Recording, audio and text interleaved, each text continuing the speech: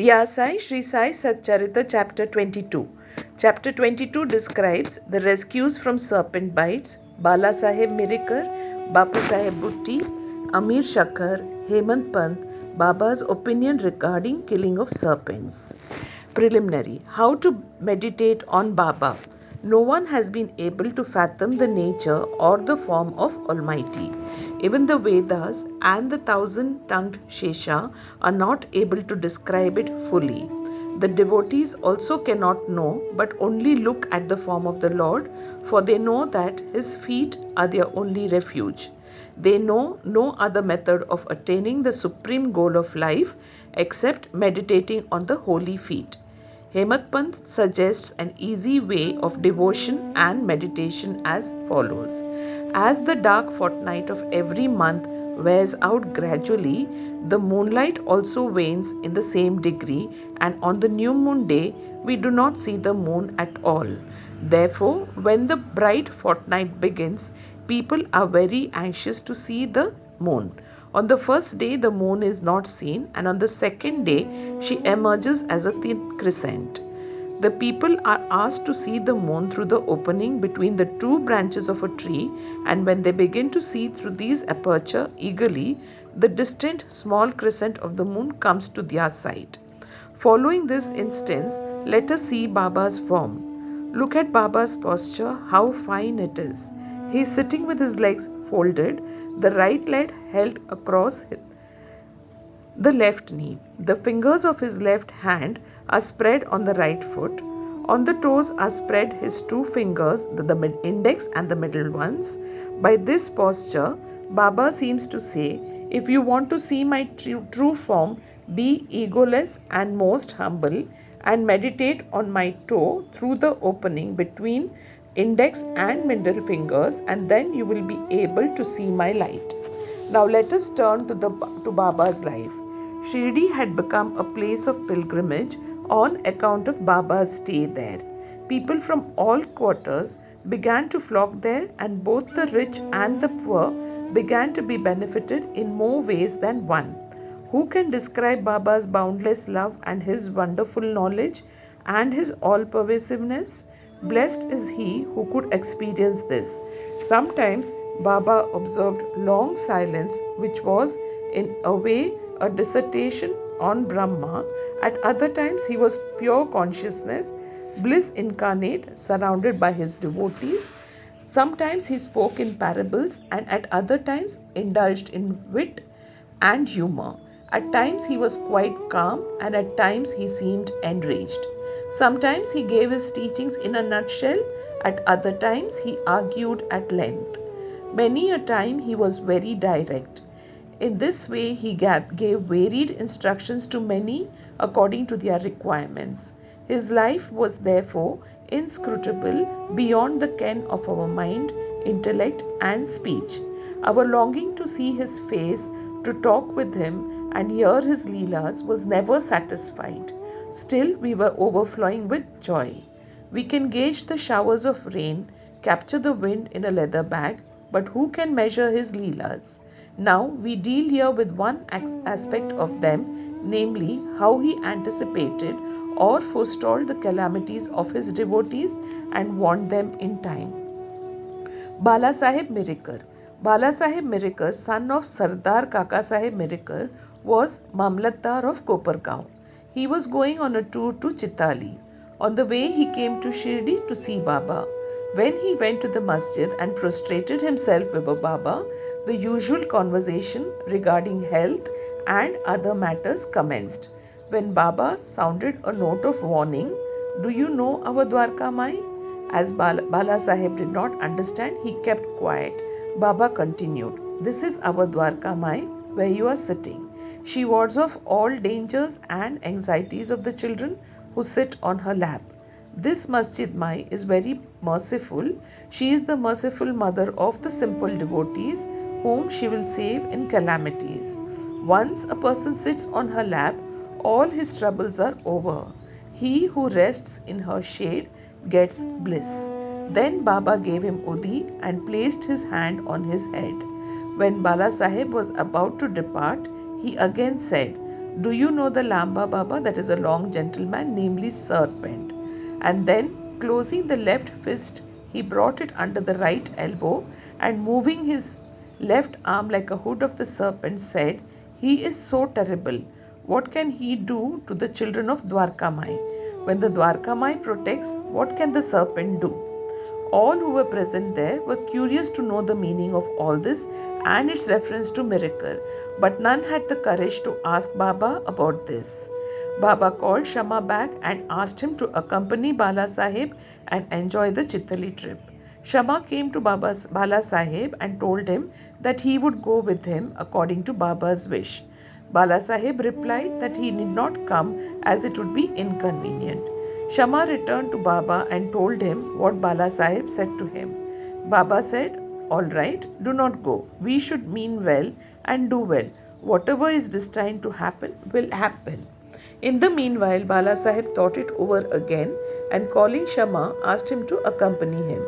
Then Shama went again to Baba after taking his leave, started with Bala Sahib in the Tonga.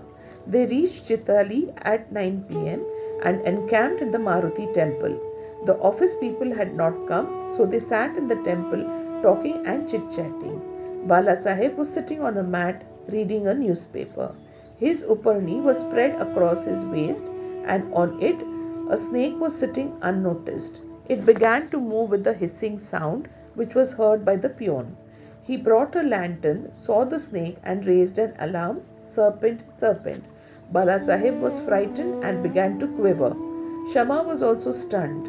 Then he and others moved quietly, took sticks and clubs in their hands. The snake slowly came down the waist and moved away from Bala Sahib, and it was immediately done to death. Thus, this calamity, which was prophesied by Baba, was averted and Bala Sahib's devotion in Baba was confirmed.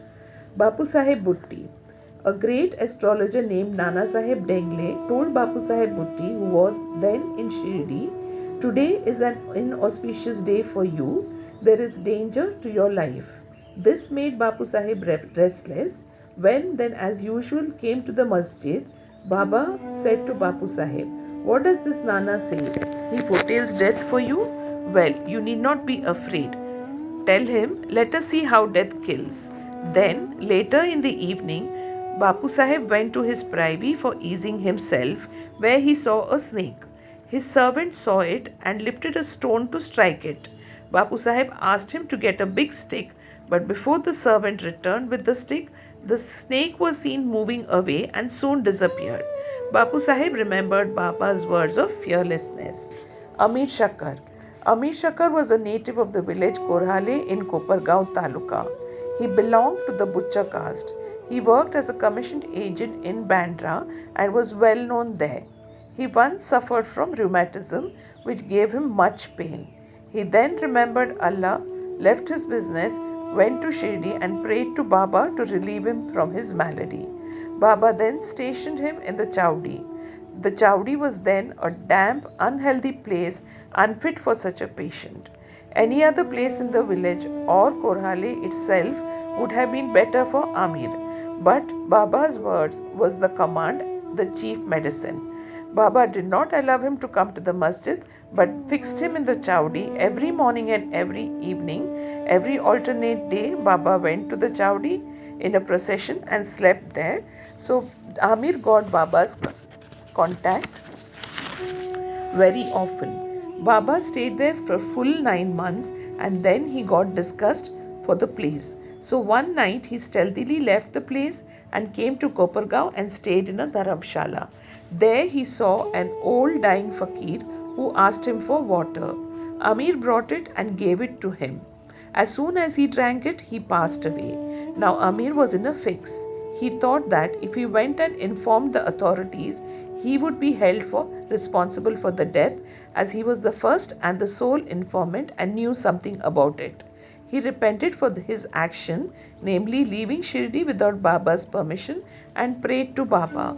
He then determined to return to Shirdi, and the same night he retreated, remembering and muttering Baba's name all the way, and reached Shirdi before daybreak and became free from anxiety. Then he lived in the chowdi in perfect accordance with Baba's wishes and orders and got himself cured. One night it so happened that Baba cried at midnight, "O Abdul, some devilish creature is dashing against the side of my bed." Abdul came with a lantern, examined Baba's bed, but found nothing. Baba asked him to examine carefully all the place and began to strike the ground with his satka. Seeing this Leela of Baba, Amir thought that Baba might have suspected some serpent there. Amir could know by close contact with Baba the meaning of his words and actions. Baba then saw near Amir's cushion something moving. He asked Abdul to bring in the light, and when he brought it, he saw a serpent coiled up there, moving its head up and down. Thereupon the serpent was immediately beaten to death. Then Baba gave timely warning and saved Amir's life. Hemant Pant. At Baba's recommendation, Kaka Sahib Dikshit was daily reading two works of Sri Eknath Maharaj, namely the Bhagavad and the Babar Ramayana, and Hemant Pant had the good fortune to be one of the audience when the reading of the work was going on. Once, when a portion from the Ramayana relating to Hanuman's testing Rama's greatness according to his mother's instruction was being read, all the listeners were spellbound. Hemant Pant was one of them. A big scorpion jumped and sat on the right shoulder of Hemant Pant on his upper knee. First it was not noticed, but as the Lord protects those who are intent on hearing his stories, he casually cast a glance over his right shoulder and noticed it. It was dead silence, not a bit moving here and there. It seemed as if it also enjoyed the reading. Then, by God's grace, Hemant Pant, without disturbing the audience, took the two ends of his dhotar, folded them and brought them together, enclosing the scorpion within. Then he went out and threw it in the garden. On another occasion, some persons were sitting in the upper floor of Kaka Sahib Dikshit Wada, but just before nightfall, when a serpent crept through a hole in the window frame and sat coiled up. A light was brought. Though it was first dazzled, yet it sat still and moved its head up and down. Then many persons rushed there with sticks and cudgels, but as it sat in an awkward position, no blow could be dealt. But hearing the noises of men, the serpent went out hastily through the same hole. Then all the persons present there felt relieved. Baba's opinion. One devotee named Muktaram then said that it was good that the poor creature escaped. Hemant Pant challenged him, saying that serpent should better be killed. There was a hot discussion between them, the former contending that serpents and such creatures should not be killed, the latter that they should be. As night came on, the discussion came to an end without any decision being arrived at. Next day, the question was referred to Baba, who gave his settled opinion as follows. God lives in all beings and creatures, whether they be serpents or scorpions. He is the great wire puller of the world, and all beings, serpents, scorpions, etc., obey his command. Unless he wills it, nobody can do any harm to others. The world is all dependent on him, and no one is independent. So we should take pity and love all creatures, leave off killings and be patient. The Lord is the protector of all. Bow to Shri Sai, peace be to all.